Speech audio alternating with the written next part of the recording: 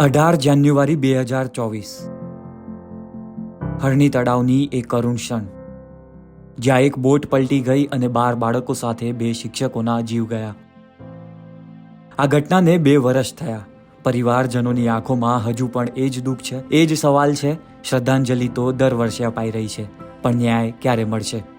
આ અંગે વિપક્ષ પણ સવાલ કરી રહ્યું છે કે હરણી બોટ કાંડના પીડિતોને ન્યાય ક્યારે? ગુજરાત રાજ્યના મૃદુ અને મક્ખમ મુખ્યમંત્રી આજે વડોદરા શહેરની મુલાકાતે આવવાના હતા, પરંતુ એમને અચાનક એમની આ વિઝિટને કેન્સલ કરી.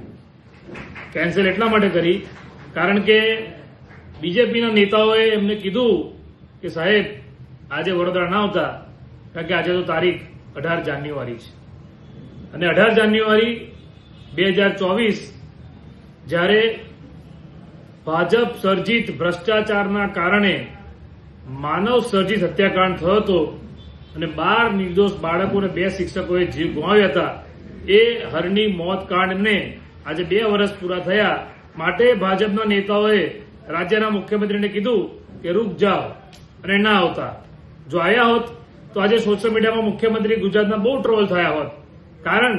કારણ કે આ જ મુખ્યમંત્રી અને ગુજરાત રાજ્યના ગૃહમંત્રી જે સમયે આ હરણી બોટ કાંડમાં જે 12 નિર્દોષ બાળકો અને 2 શિક્ષકોએ જીવ ગુમાવ્યો હતો, એ સમયે વડોદરા શહેરમાં આવીને એવું કીધું હતું કે કોઈ પણ ચમરબંધીને છોડવામાં નહીં આવે. પરંતુ ચમરબંધી તો ખુલ્લેઆમ ફરી રહ્યા છે, કારણ કે એ લોકો ભાજપ સાથે પ્રત્યક્ષ અને પરોક્ષ રીતે સંકળાયેલા છે. માટે એમની સામે કંઈ થતું નથી.